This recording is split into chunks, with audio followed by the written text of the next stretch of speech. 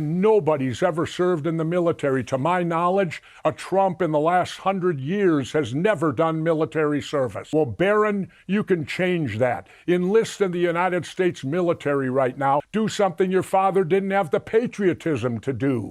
You're with a group of guys, and there's always one guy who will start the fight and then hold your coat. That's Donald Trump. He'll start the fight, but he'll hold your coat, and then the next day he'll tell everybody how tough he was. Right then. Jesse Ventura versus Donald Trump. And I don't mean some hypothetical debate. I mean actual confrontation between a man who served as a Navy SEAL and a man who reportedly received 5 deferments to avoid Vietnam. This is going to be absolutely magnificent. For those who don't know, Jesse Ventura was the 38th governor of Minnesota. Before that, he was a professional wrestler. Before that, he was serving his country in underwater demolition teams. The man has lived about 4 different lives, and every single one of them more accomplished than most politicians combined. And now he's apparently got some choice words for our current commander-in-chief. Words that carry weight because, unlike certain people, Ventura actually knows what military service looks like. This is about to get very real, very fast. If you haven't subscribed yet, do it now, because you're going to want to see this unfold. Well, Jesse Ventura is a former US Navy SEAL, a former professional wrestler, a former actor, and a former governor of Minnesota. We've had many memorable interviews over the years. I'm pleased to say he joins me again now. Jesse, how are you? I'm doing good, Piers. It's been a long time for you and I. I tried to retire, but, well, I tried to retire, but unfortunately, they sent the Gestapo to my high school and they hit it with chemical weapons, which are a war crime. And that brought me back out of retirement to stand up against the war criminal in the White House. Wow. Well, that sounds suitably dramatic. Well, that's the way it happened. I mean, I was retired. I hadn't watched the news since the last election. My son said, "You're way better, Dad. You're not tense anymore. Keep it up." And then lo and behold, these ICE characters, I call them the Gestapo, and I think I can do that. And let me get something straight right now, Piers, so people know where I'm coming from. My Uncle Emil fought in World War I. My parents both fought in World War II. My father had 6 bronze battle stars in Europe. My mother was a nurse in North Africa, which predated Normandy, fighting Rommel, the Desert Fox, the greatest German general.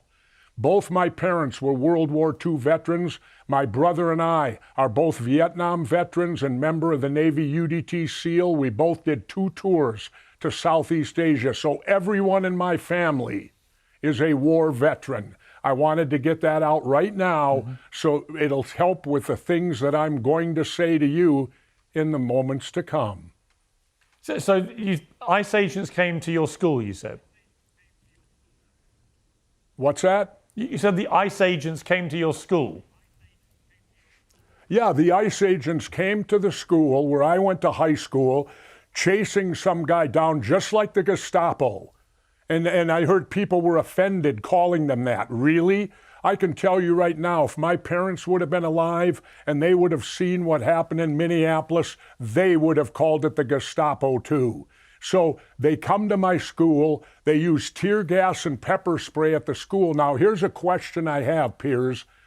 My Uncle Emil fought in World War I and he was gassed. He came home, but his life was ruined. He could never do anything. What did they do? They outlawed it. Gas using chemical weapons became a war crime. Why is it that you can't use them on your enemy, but you're allowed to use them on your own people? That has always been, where is the media on this? You know, using chemical weapons against our own people, which is in essence a war crime.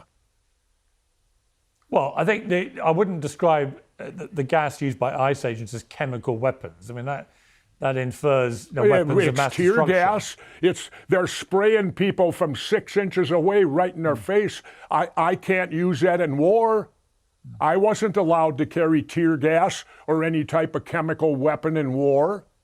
It's banned from war. It's considered a war crime. You can't use it against your enemy, but you can use it against your own people. Doesn't something ring wrong there for you, Piers? Well, a lot rang wrong about what was going on in Minnesota, and I'm very glad that it has been resolved, at least for now. And I think It Donald hasn't Trump, been resolved. Well, no, not Piers, completely, but nothing's been resolved. No, I understand, We have 2 dead people here. Yeah, I 2 know. people were killed by the I Gestapo know. here. Yeah, I understand. And those investigations are ongoing, but at least the ICE activity that was going on and the way it was being conducted has been removed from Minnesota, which is a good thing. And I thought what happened was appalling. And I said so at the time. Let me ask you about Iran and your view of this war. Well, here's how I feel about it. There's a simple thing as a leader, and you know this having been in the military. Trump wouldn't know it because he's a draft-dodging coward. But anyway, it's this. A war is justified if you're willing to send your kids. Because how can you send somebody else's kids to a war if you won't send your own? So I'm calling right now for Baron Trump. Donald Trump's son, after all, he's had 3 wives, he's had kids by each wife, and nobody's ever served in the military. To my knowledge, a Trump in the last 100 years has never done military service. Oh, that was a lot. Let me just sit with that for a second. The Gestapo. He called them the Gestapo. And you know what? His family has earned the right to make that comparison. We're talking about a man whose parents fought actual Nazis. His father had 6 bronze battle stars fighting in Europe. His mother was a nurse in North Africa before Normandy. Uncle Emil came back from World War I destroyed by chemical gas attacks.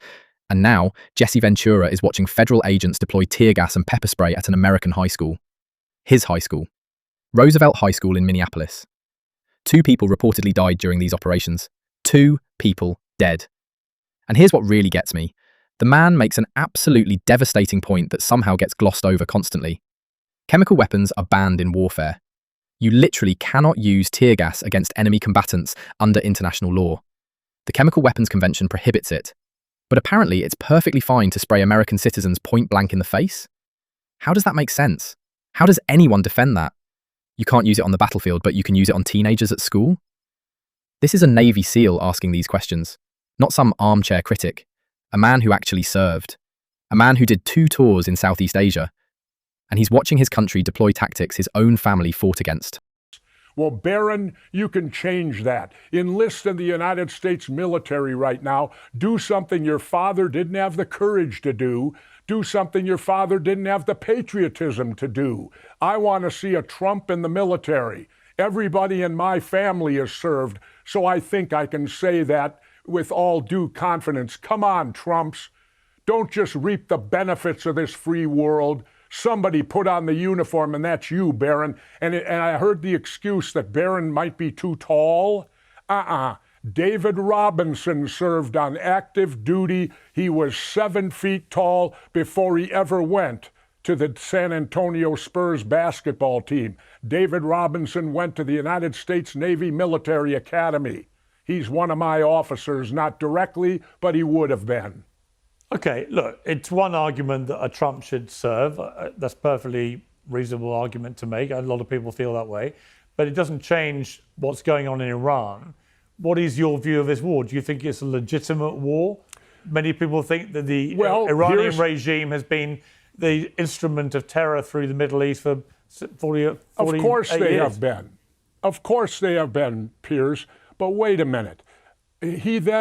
Trump then calls you guys NATO cowards. Wait a minute. NATO is set up to protect. That means that if a NATO country is attacked, they will all join together to repel it. It doesn't go in reverse. It doesn't mean if one of the NATO countries starts a war that all the others have to join in. That ain't part of the deal. The deal is protection, not aggression. And we started this war, and then he's calling you guys a bunch of cowards because you won't come in and help him. Well, why didn't he talk to you beforehand? And second of all, that isn't what the mission is. The mission is to protect the countries if they're attacked, not to go on the offense and do the attacking. Okay, but do you think America was justified in joining Israel in the attack on Iran? No. No, Why not? absolutely not. Because we started the war. I'm not for starting any war. We fired the first shot. Plain and simple. You want to put it in Rambo terms? We drew first blood. Many would argue, of those who support the war, that Iran had drawn a lot of blood through this regime for a very long time. They had supported and propped up. Well, hang on, Jesse. They had armed groups like Hamas and the Houthis and Hezbollah for decades. They had wreaked utter havoc, drawing enormous amounts of blood, and that actually the reason America and Israel had to deal with them now was that they were imminently going to get a nuclear weapon and may well use it. What do you say to that? Well, here's what I say. Let's get the real history in. You know, I listen to people like Congressman Lawler in New York. They all love to go back to 1979, the day the Ayatollahs took over. They conveniently don't go back to when I was alive. I'm a little older than them. And now he's going after Barron. He's actually calling out Baron Trump directly. And look, I need to be careful here because Barron is a young man and I don't love dragging kids into political fights. But this isn't really about Barron, is it? This is about the entire Trump family mythology. Jesse Ventura just laid out something that cuts right to the core of MAGA leadership worship. The Trumps have built an empire on American patriotism, on flag waving, on military parades and fighter jet flyovers. They've positioned themselves as the ultimate defenders of American greatness. But where's the service? Where is it? 5 children. 5. Donald Jr., Eric, Ivanka, Tiffany, Barron. Not one has served. Not one. And their father famously received 5 deferments during Vietnam. 5. 4 for college, and then that mysterious bone spur diagnosis that apparently cleared up the moment the draft ended. And here's Ventura, a man who actually went to Vietnam as a Navy SEAL, saying his entire family has worn the uniform. Multiple generations. Actual sacrifice. Real skin in the game. The David Robinson point is brilliant too. You can't claim Barron is too tall to serve when David Robinson was 7 feet and still went to the Naval Academy. Still served his country before becoming an NBA legend. That excuse doesn't hold up for 2 seconds. This is what actual accountability looks like.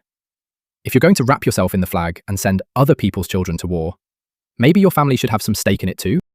Let's go back to 1953, shall we? When Iran had a democratic elected president, the United States didn't like him. We pulled a coup d'etat, and what did we do? We stuck the authoritarian dictator, the Shah, in power. That's when the I Hate America started, was way back in the 50s when we interfered in their democratic elections. But how convenient we are that we forget that. Then in 1979, what took place?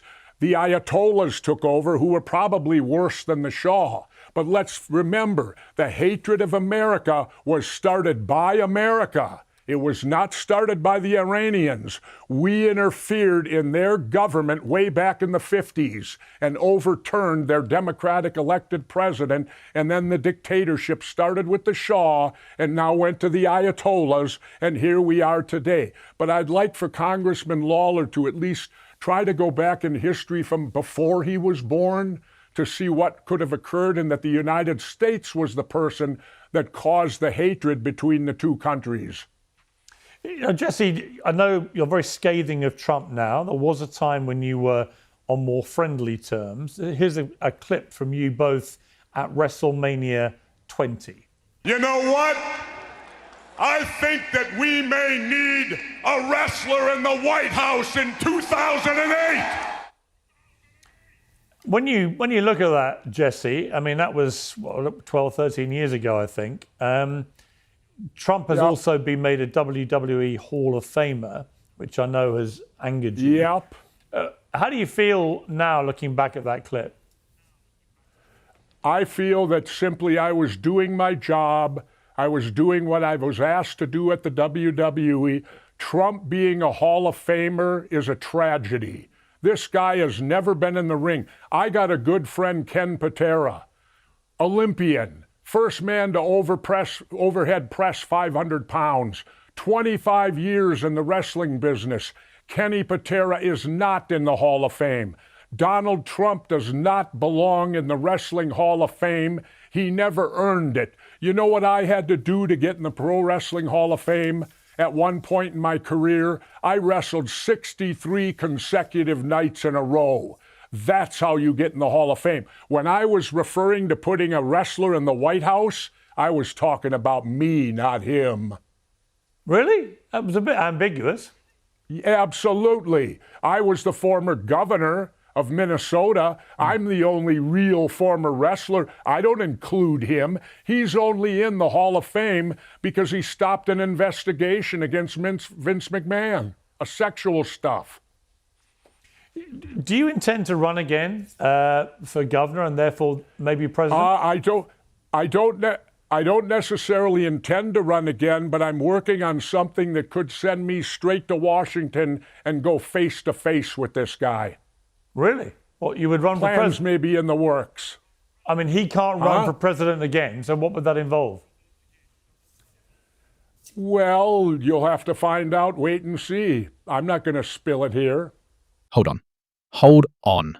Did he just give us a history lesson that most American politicians would never dare acknowledge publicly? Because Jesse Ventura just did something remarkable there. He traced the entire arc of US-Iran hostility back to its actual origin point, 1953. The CIA-backed coup against Mohammad Mossadegh, a democratically elected leader, overthrown because he had the audacity to nationalize Iranian oil. And this is what drives me absolutely mad about modern foreign policy discourse. We act like Iran just woke up one day and decided to hate America for no reason. Like it's some inexplicable cultural grievance. No, we installed the Shah. We backed a dictator for 26 years. Then, when the revolution happened in 1979, everyone acted shocked that Iranians were burning American flags. And now here we are in 2026 with joint strikes on Iran, and the same people who cheered for regime change in Iraq are pretending this is somehow different. It's not different. It's the same playbook, the same arrogance, the same refusal to learn from catastrophic mistakes. Meanwhile, you had the previous administration actually negotiating, actually using diplomacy. The Iran nuclear deal wasn't perfect, but it was something other than bombs. That's what restraint looks like. That's what actual strategic thinking looks like. But apparently some people think foreign policy is just a wrestling match where you body slam first and ask questions never. You're not going to crash But I'll put it to you this way. Wait. Piers, I'll put it to you this way. We withstood the onslaught of the Gestapo in Minnesota. Well, I was taught in war to do this. You ensure that your backyard is secure. That's the first thing you do. Well, Minnesota's now secure. We've repelled the onslaught from Trump. Now it's time for us to go on the offense.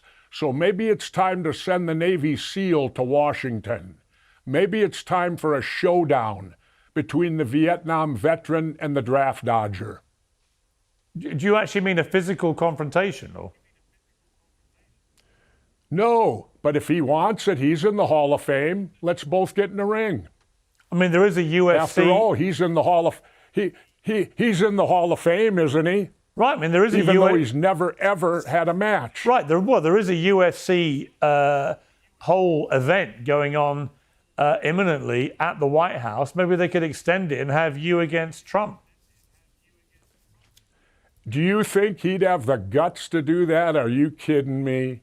Well, when he got this guy. Well, when he got shot, Jesse, to be fair to Trump... Wait a minute, Piers. To be fair to Trump, when he got shot... I'm going to tell you... When he got shot, he got back up and said, fight. Oh, yeah, right. You ever hear of a blade job? Anyway... A blade? What, you think he was fake? Anyway, I don't know. Where's his scar today? Somebody died, literally, sitting behind him. I don't know. You know, come on, Piers. You're going to tell me this guy's a big hero now? I thought that day he was, That's what you're going to tell me? That day he was. Really? Yeah. Really? Yeah, he was. Yeah, well, then he accomplished what he wanted out of you guys. No, I think you can be heroic on one day and you can be less heroic on others. But if you ask me, was he heroic when he got shot? Yeah, and I think those who try to pretend he wasn't actually shot or anything, it's ridiculous. You're right. You know what I feel bad about was that if he'd have joined us in Vietnam, we might have won, huh? No. He could have put us. Why did he run and hide when he could have joined us and led us to victory? I don't think anything would have changed the fortunes of the United States in that war.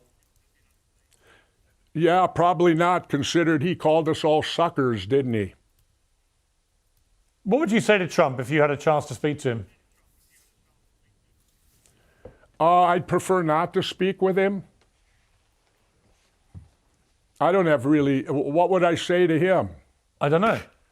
You know, he's. To me, he has no courage. He never has.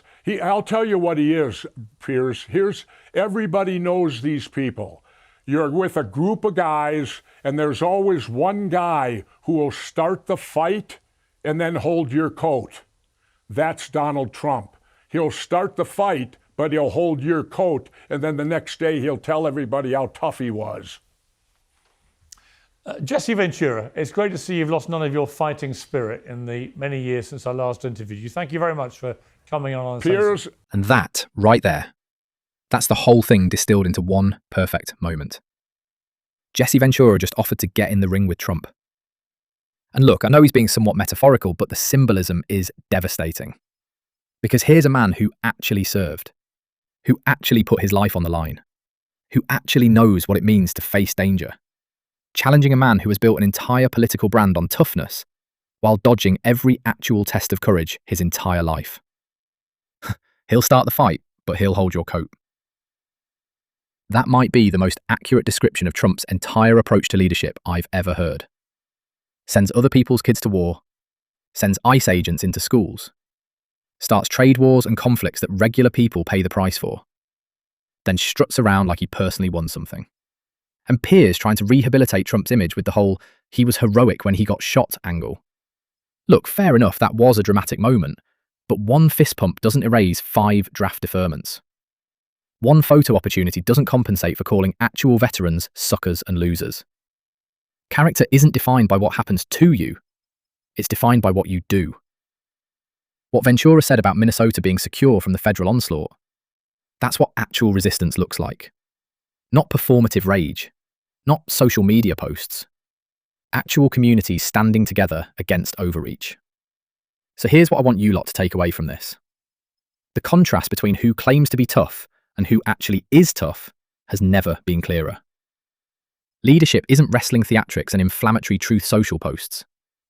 It's service, sacrifice, accountability. If this resonated with you, subscribe because we're just getting started holding power accountable. And speaking of accountability, you need to watch my recent video breaking down how Dave Smith and Piers Morgan absolutely dismantled that AIPAC advocate on the PBD podcast. Multiple times. It's genuinely worth your time. I'll see you there.